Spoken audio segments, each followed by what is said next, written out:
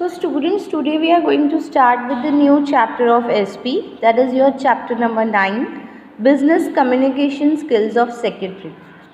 One by one we will deal with the topic. Let's see the introduction students. The term communication, ये जो term है communication word, ये term आया है कहाँ से? It is derived from Latin word. Latin word कौन सा है? Communis, जिसका meaning है common. मतलब whatever is common is shared by all. ठीक है. George R Terry defines communication is an exchange of facts, ideas, opinions और emotions by two और मोर पर्सन्स. कम्युनिकेशन का मतलब ये होता है, डिफाइन किया गया है कि कम्युनिकेशन जो है एक एक्सचेंज है किस चीज़ का? Facts, different ideas, different opinions या फिर डिफरेंट इमोशंस बाय टू और मोर पर्सन. वाई टू और more person? Because anything if you exchange at least minimum how many persons you need? Two. So two or more than two. Okay. So communication is an exchange of facts, ideas, opinions or emotions by two or more persons. Now this we saw just an introduction what communication is.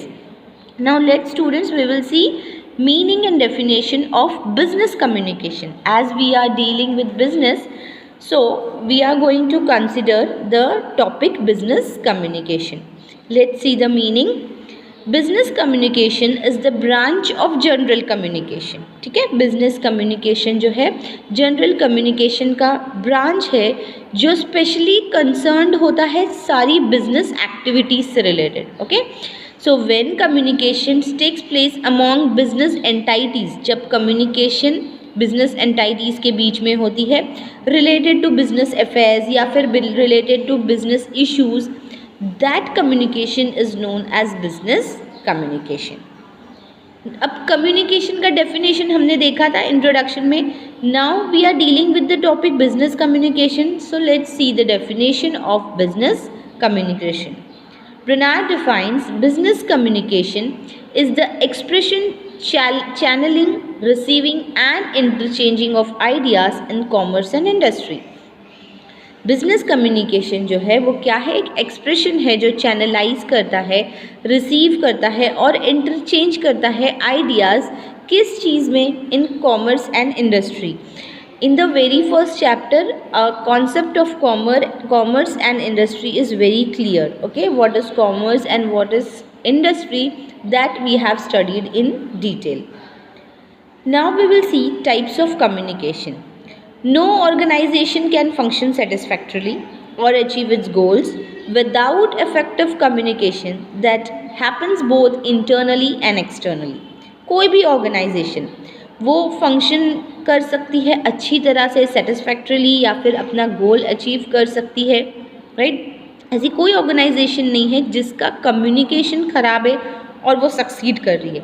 If a organisation want to succeed, the organization want to achieve the goal, so it needs effective communications both internally also and externally also.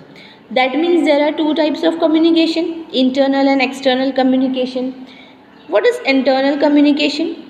Internal communication वो communication है जो refer करता है किस चीज़ को? The communication that takes place internally between various departments of organisation. हर organisation में अलग अलग डिपार्टमेंट्स होते हैं, जैसे कि sales department, marketing department, finance department.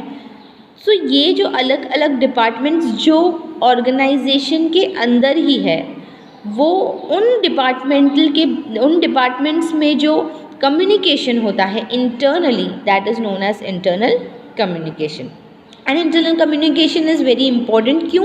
Because it supports the managerial functions. जो भी मैनेज करने वाले फंक्शंस है कंपनी को, ऑर्गेनाइजेशन को, उसके लिए वो हेल्प करता है. So in short we can say कि डिपार्टमेंट के अंदर जो कम्युनिकेशन होता है इंटरनली कोई भी ऑर्गेनाइजेशन में, that refers to internal communication. Now is external communication. External communication refer करता है वो कम्युनिकेशन को which takes place between business organisation and outsider. अब ये इंटरनली डील नहीं होगा, ये एक्सटर्नल लोग भी इसमें आएंगे। तो एक तो है बिजनेस ऑर्गेनाइजेशन, किसके साथ कम्युनिकेट कर रहा है, आउटसाइडर। आउटसाइडर में कौन आता है, जैसे कि banks, suppliers, creditors, government etcetera. So external communication connect an enterprise to the outside environment. Now communication करने के अलग अलग methods हैं. So what are the methods of communication? Methods of communication refer करता है किस पाथ के थ्रू कौन सा मैसेज एक पर्सन से दूसरे पर्सन तक जा रहा है। तो ये या तो फिर वर्बल होगा, वर्बल मतलब कि ओरल होगा, या फिर नॉन वर्बल होगा, या फिर रिटर्न होगा। ठीक है, so first we will see verbal मतलब ओरल कम्युनिकेशन। ये जो वर्बल कम्युनिकेशन है, ये प्रोसेस में कोई भी मैसेज कन्वे करते हैं तो it is conveyed in spoken form. ठीक है, मतलब ओरल कम्युनिकेशन होता है। तो oral communication takes place in different ways. कौन से अलग अलग तरीके हैं जिसके थ्रू ओरल कम्युनिकेशन कर सकते हैं? By personal talks, by interviews, by speeches and by talking on a telephone etc. So सारे oral communications आते हैं verbal communication में। verbal communication का मतलब ही होता है oral communication. Now next method है non-verbal. Man does not communicate through words alone or only through writing, speaking and listening. मतलब कोई भी person सिर्फ words से या फिर writing या फिर स्पीकिंग या फिर लिसनिंग से कम्युनिकेट नहीं कर सकता है। और भी चीज़ें हैं, और भी एस्पेक्ट्स है जिससे वो कम्युनिकेशन कर सकता है, वो है non verbal aspect. Non verbal communication जो होता है उसको डिफाइन किया गया ऐसा communication that involves neither written not spoken. ना लिखा हुआ होता है ये कम्युनिकेशन, लिखने के फॉर्म में होता है, ना स्पोकन वर्ड्स में होता है। इसका मतलब ये हुआ कि wait a student, sorry, I went back to some page, just wait, I am coming back to the page.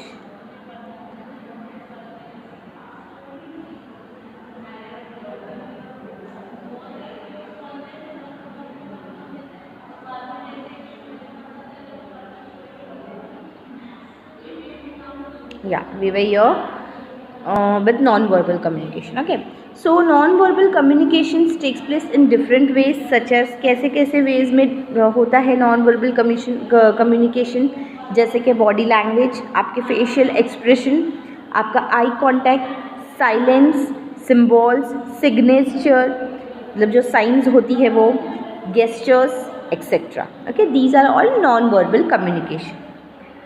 Now is written communication. With the word itself you can understand it is in a written form. So जब कोई भी information या फिर कोई भी ideas exchange होती है in a written form rather than by spoken words, it is known as written communication. तो written communication में क्या क्या include होता है? reports है, letters है, circulars etc. ये सारे written form में होते हैं. The choice of words should be made carefully in written communication and the word should be such as to convey a specific meaning and not confuse the reader with multiple meanings. मतलब carefully लिखना होता है उसमें properly, क्योंकि written form में है तो words आपको प्रॉपरली यूज़ करने होते हैं और जो भी लिखा होता है वो प्रॉपर मैसेज कन्वे होना चाहिए। मल्टीपल में डिफरेंट मीनिंग्स उसके नहीं होना चाहिए। So as far as possible ये देखना चाहिए कि शॉर्ट सेंटेंसेस हो तो जो रिसीवर है उसको डिफ़िकल्टी ना हो, ना कोई मीनिंग फाइंड करने में या फिर उस मैसेज को समझने में। Okay, so there are many situations जहाँ पे रिटन कम्युनिकेशन यूज़ होते हैं। मैनी टाइप्स ऑफ डॉक्यूमेंट्स जो है वो प्रिपेयर होते हैं for official work. The layout of each document is decided by custom. Letters, memos, notice, circulars, reports, minutes, these are some of the common types of communication. Okay, so I hope students till here you understood what is business communication. Okay, what are the types of business communication and what are the methods of communication. So we'll stop here and in next video we will start with merits of written communication. Thank you.